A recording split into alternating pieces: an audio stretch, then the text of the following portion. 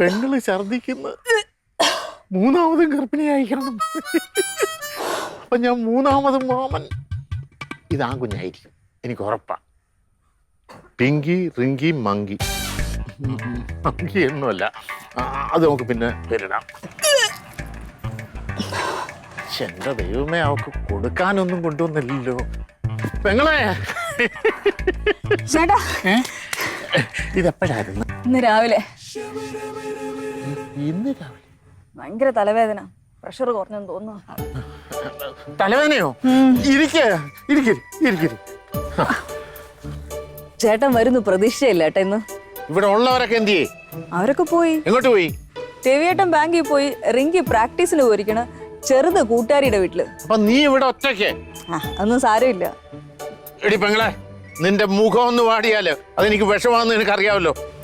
കുഴപ്പമില്ല ഏട്ടാ. ഇല്ല ഏട്ടാ, പണ്ട് കാണിച്ചതല്ലേ. ആശുപത്രി പോടി. ഇല്ല ഏട്ടാ, മരുന്നൊക്കെ ഇരിപ്പുണ്ട്, വലിയ കുഴപ്പമൊന്നും ഇല്ലെന്ന് പണ്ട് ഡോക്ടർ പറഞ്ഞതാണ്. എന്നാലും രവിക്ക് നിന്നെ ഇട്ടിട്ട് പോകാൻ തോന്നിയല്ലോ. അറിഞ്ഞൂടെ, രവിയേട്ടൻ ബാങ്കിൽ നിന്ന് ലീവ് ഒന്നും എടുക്കൂല. ബാങ്കിൽ എല്ലാ കാര്യങ്ങളും പെൻഡിങ് ആവുന്നല്ലേ പറയുന്നത്. പിന്നെ അയാള് റിസർവ് ബാങ്കിന്റെ ഗവർണർ അല്ലേ. കുഴപ്പമില്ല ഏട്ടാ. എടി, അയാൾക്ക് ജോലി ഭ്രാന്താ. അല്ലെങ്കിൽ നീ ഇവിടെ തലവേദനയും കൊണ്ട് തലയും കുത്തി നിൽക്കുമ്പോ അയാൾ ജോലിക്ക് പോവോ? അയാളുടെ കാര്യം വിട്.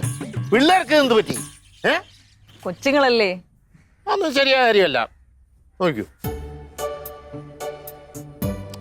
പി എവിടെ കിടക്കുന്നത്?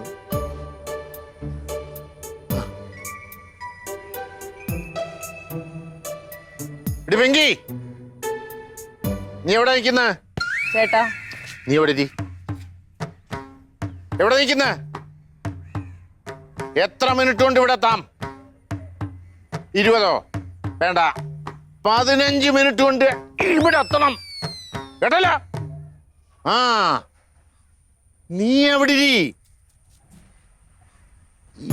ഈ റിങ്കിയുടെ ഏതക്ഷരവാ? ആറ്.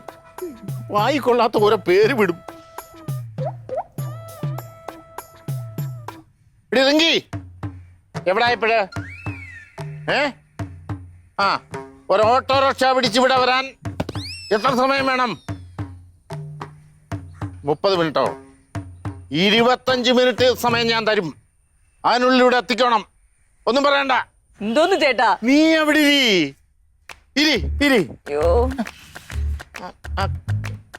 കിഴങ്ങന്റെ നമ്പർ എത്ര? അല്ല, രവി 6. എന്റെ തല പൊട്ടണം. കട്ട് ചെയ്തേക്കുന്നു. അത് കൊള്ളാമല്ലോ.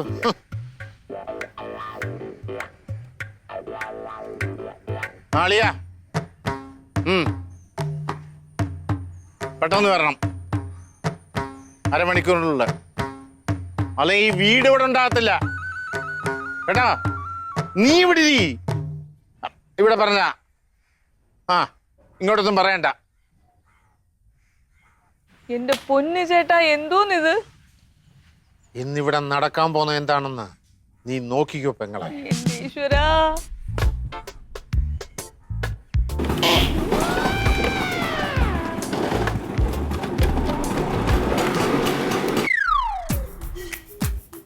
ചേട്ടാ, എന്റെ തലവേദന മാറി. പിള്ളേരൊന്നും പറയല്ലേ.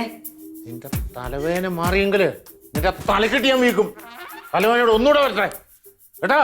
പിന്നൊരു കാര്യം, ഞാൻ അവര് വരുമ്പോ സംസാരിച്ചിരിക്കുമ്പം അതിനിടയെ വന്ന് കയറിയേക്കരുത്. എന്റെ സ്വഭാവം നിനക്കറിയാമല്ലോ. എന്ത് പറ്റി മണി? എണീക്കടി. നിന്റെ അമ്മ തലവേദന കൊണ്ട് ബോധം കെട്ടി ഇവിടെ കിടക്കുമ്പോ നീ കൂട്ടുകാരുടെ വീട്ടിൽ പോയിരിക്കുന്നോ? ഒന്നും വേണ്ട. നിന്നെയൊക്കെ കൂടുതൽ സ്നേഹിച്ചതാ ഞാൻ ചെയ്ത തെറ്റ്. അമ്മയ്ക്ക് കുഴപ്പമില്ല എന്ന് പറഞ്ഞുകൊണ്ടാണ് ഞാൻ പോയത്. അവൾ അങ്ങനെ പറയൂ. മറ്റുള്ളവരെ പിടിച്ചു നിർത്തി ബുദ്ധിമുട്ടിക്കുന്നത് അവൾക്ക് ഇഷ്ടമുള്ള കാര്യമല്ലല്ലോ. മറ്റുള്ളവർക്ക് വേണ്ടി ജീവിച്ചെന്റെ പെങ്ങളും നാശമായി. ഒട്ടും കുറവില്ലേ മണി? നിക്കടി ഇവിടെ. ഇവിടെ വരാനാ പറഞ്ഞത്. എന്തോ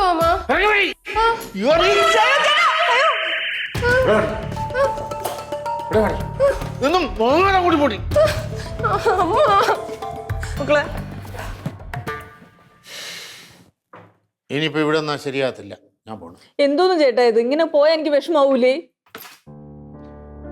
ഇവിടെ നിന്ന് എനിക്ക് എന്തെങ്കിലും പറയേണ്ടി വരും പെങ്ങളെ. അളിയൻ എന്താന്ന് വെച്ചാൽ പറയാനുള്ള പറയണം. എനിക്ക് അളിയനോടൊന്നും പറയാനില്ല. അളിയൻ ബാങ്കും കെട്ടിപ്പിടിച്ചോണ്ടിരുന്നു. പിന്നെ ഒരു കാര്യം ഞാൻ പറഞ്ഞേക്കാം, ഇത്തരത്തിലാ ഇവിടുത്തെ കാര്യങ്ങൾ നീങ്ങുന്നെങ്കില് ഞാൻ എന്റെ പെങ്ങളെ വിളിച്ചോണ്ട് എന്റെ വീട്ടിൽ പോവും. മണിക്കൂട്ടം പറഞ്ഞതാ കേട്ടോ.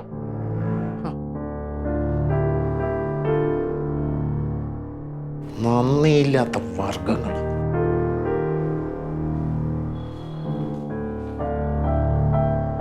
മണി, നിന്റെ ചേട്ടൻ എന്തോന്ന് പറയുന്നത്? ഒന്ന് പതുക്കെ പറയോ, മൺകൂട്ട ചേട്ടൻ അല്ലെങ്കിലേ ദേഷ്യത്തിലാണ് ഇരിക്കണത്. അപ്പൊ എനിക്ക് പറയാനുള്ള പറയണ്ടേ? നിന്നെ വിളിച്ചോണ്ട് പോകും പോലും. നന്ദിയില്ലാത്ത വർഗങ്ങളെന്ന്. ഇവിടെ നിന്നെ ഞങ്ങൾ നോക്കാതിരിക്കുന്നുണ്ടോ? നിന്നെ സ്നേഹിക്കാതിരിക്കുന്നുണ്ടോ? നമുക്കൊരു തെറ്റ് പറ്റിപ്പോയി. പിന്നെ നമ്മൾ രണ്ടുപേരും കൂടെ പോകുമ്പോഴേ അച്ഛനെങ്കിലും ഇവിടെ ലീവ് എടുത്ത് നിൽക്കായിരുന്നു. അത് ശരിയാണ്. എന്ത് ശരിയാണ്? എരുതിയിൽ എണ്ണ ഒഴിക്കരുത് കേട്ടോ. ഉരുളയ്ക്ക് പേര്